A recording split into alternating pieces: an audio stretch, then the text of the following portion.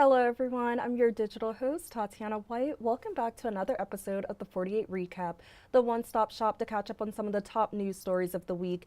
We've had many stories happening this week, including several wrecks caused by a drunk driver leading to the death of a college athlete. An update on the case of former Decatur police officer Mac Marquette, a Huntsville murder suspect was found guilty, and a bill that will restrict the hemp industry in Alabama. I hope you all are having a wonderful weekend. Let's get into this weekend's recap. One of the top news stories out of the week was out of Limestone County. The Alabama Law Enforcement Agency reported a total of 8 separate wrecks on I-65 South on Tuesday night. 22-year-old William Hardrick, who was an Austin Peay football player and was traveling home when he was killed during the string of wrecks. Court documents revealed that John McAdams is charged with Hardrick's murder. He's also charged with leaving the scene of an accident and DUI. 48's Faith Delp was in Limestone County and spoke to a victim and one of the first drivers to call 911.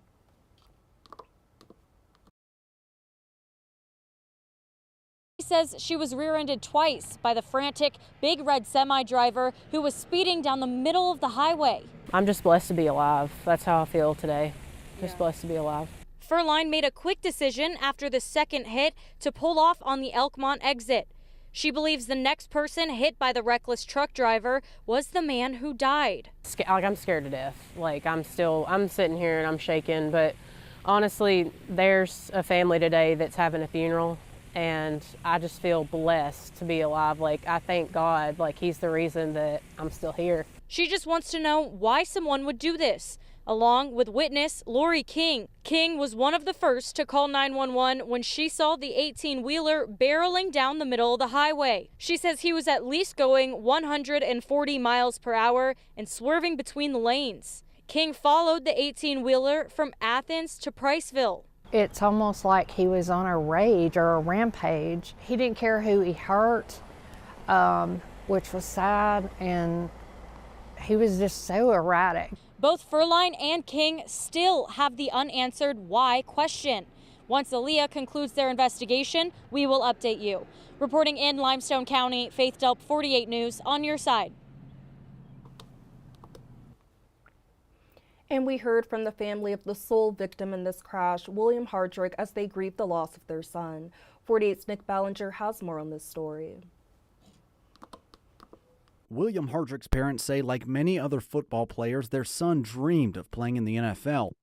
And he was working hard to accomplish that and make us proud. Those dreams for the Austin Peay redshirt senior were tragically dashed when investigators say a driver behind the wheel of a semi-truck drove drunk down I-65 South, hitting 8 cars, killing Hardrick in the process. I'm still not believing it. I'm at that point where it's just a dream. I need to wake up.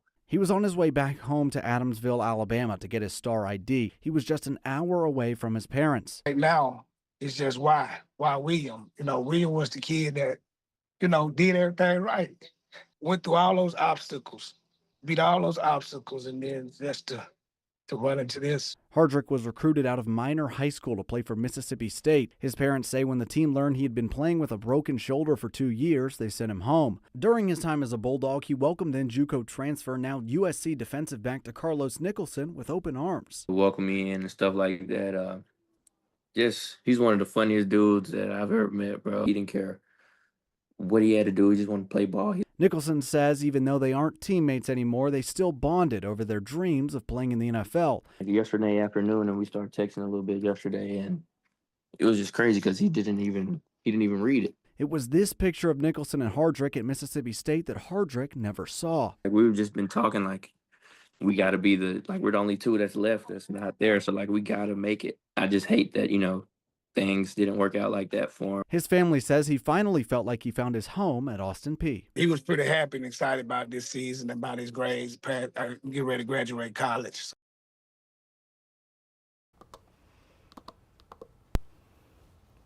WAFF 48 received video capturing part of the terror-filled situation. As you can see on your screen, the 18-wheeler is in the left lane on this video. In the video, the truck driver hit a smaller vehicle near the Buc-ee's in Athens. The Alabama law enforcement agency said Hardrick was fatally injured when the 2009 Chevrolet Impala that he was driving was struck by the 18-wheeler driven by McAdams. Due to the impact of the crash, the Chevrolet left the roadway, struck a fence, a guardrail, and then overturned. Hardrick was pronounced dead at the scene. McAdams failed to stop and fled the scene. Authorities said prior to striking the Chevrolet, McAdams was involved in a previous crash where the 18-wheeler that he was driving struck a 2017 Nissan Sentra, causing a 20-year-old woman to be injured. She was transported to Athens Hospital for treatment after striking multiple vehicles. After striking multiple vehicles, the 18-wheeler eventually came to a stop and caught fire. McAdams has a preliminary hearing on Tuesday. And out of Decatur, court documents reveal new information in the case of a police officer accused of killing Decatur resident Steve Perkins. Mac Marquette's attorney said a circuit judge got it wrong and their client should be granted immunity. They filed their case with the Alabama Court of Appeals. 48's Callie Nice shares more about what the attorneys are asking for in their appeal for immunity and what court documents state was in Perkins' system when he died. These are the documents Marquette's team filed with the Court of Appeals, but it's what happens with these documents that could lead to immunity for police officer Mac Marquette, or if denied, his trial could start in September in a Morgan County courtroom. The motion filed by Marquette's team is asking the Alabama Court of Appeals to review this case. Marquette's team feels he should be granted immunity because he was in his capacity as a police officer the night of the deadly shooting. Morgan County Judge Charles Elliott denied the initial, and that's why they sent it to the Court of Appeals. The document provides new information about the shooting, from the beginning of that fateful night where the tow truck driver claims Steve Perkins pointed a gun at him while repossessing his truck. The tow truck driver called the police. Documents say Perkins came out again with a gun with a mounted light. The document says Marquette yelled out police, and when Perkins turned around with the gun pointed at him, the officer fired. Investigators say Marquette shot Perkins 4 times. And the documents had this new information, that Perkins' trigger had been pulled on the gun and that he had alcohol, amphetamines, and hydrocodone in his system. Mark McDaniel, an attorney and law teacher, told me it's very common for defense attorneys to appeal stand your ground hearings, but they may not get the outcome they are looking for. It's not likely that cases like this get reversed. It happens, but it's not likely. It don't happen very often. If the ruling on the stand your ground ruling is reversed, Marquette will be granted immunity. If not, his trial will start in September.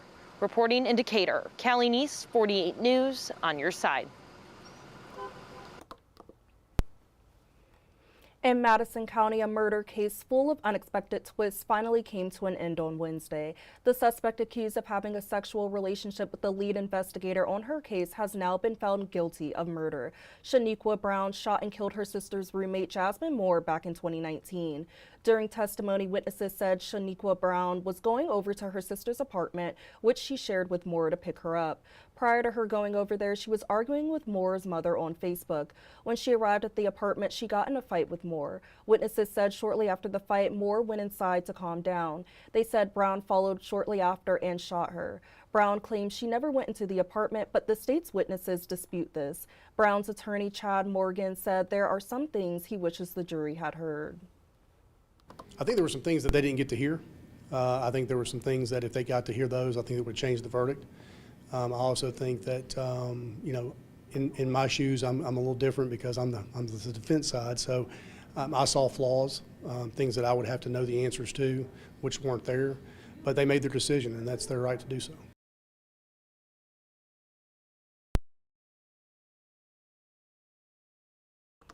Prosecutor Emily Carroll said that this case had its challenges, but she is happy with the jury's decision.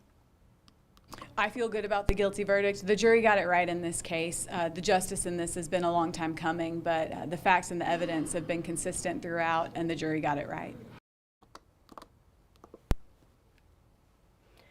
Brown was found guilty after the jury deliberated for a little over an hour.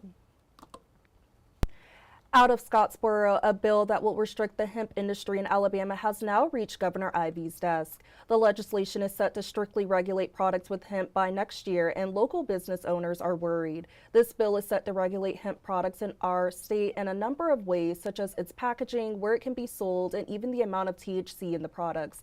Megan Hardesty is the president of the Alabama Hemp and Vape Association, and she said that could be the end of many local dispensaries and vape shops. State Representative Andy Witt said if this legislation is signed into law, consumers will see a drastic change in the hemp products carried in dispensaries, smoke shops, and even gas stations. He said this legislation will ban hemp vapes, flowers, and other inhalable products. What is left will be restricted to stores that allow only ages 21 and older. Hardesty said this could potentially eliminate about 80% of the products currently sold in stores, which will affect the revenue of local businesses. So what we're worried about today, not only are the products that we're going to be able to offer January 1st, but are the legalities behind this. There are so many vague areas in this bill that are not clearly defined. We're worried we're going to turn some of us into some criminals along the way.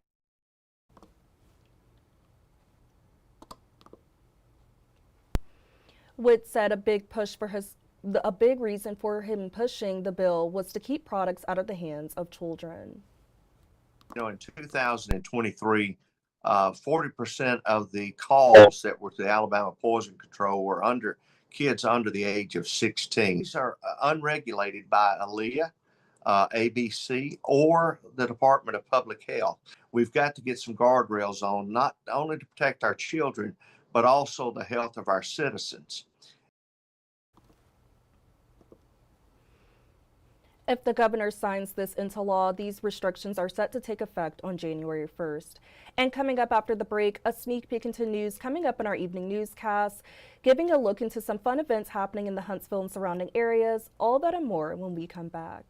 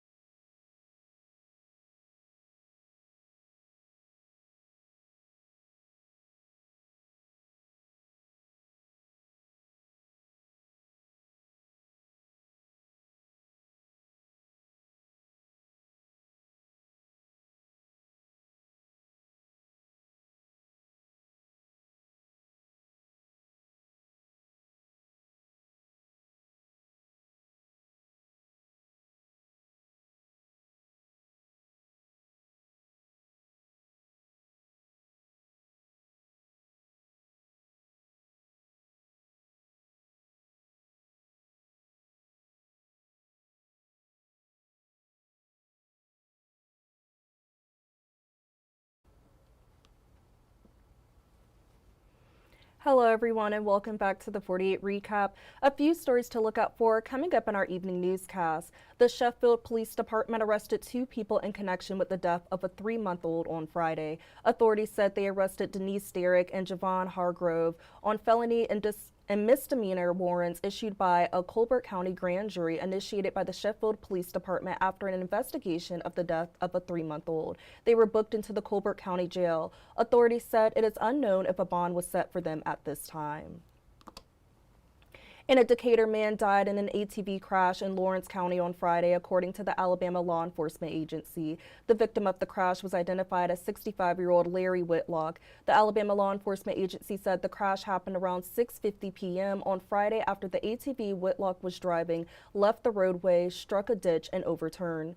Whitlock was thrown from the ATV and was pronounced dead at the scene. Troopers continue to investigate this incident.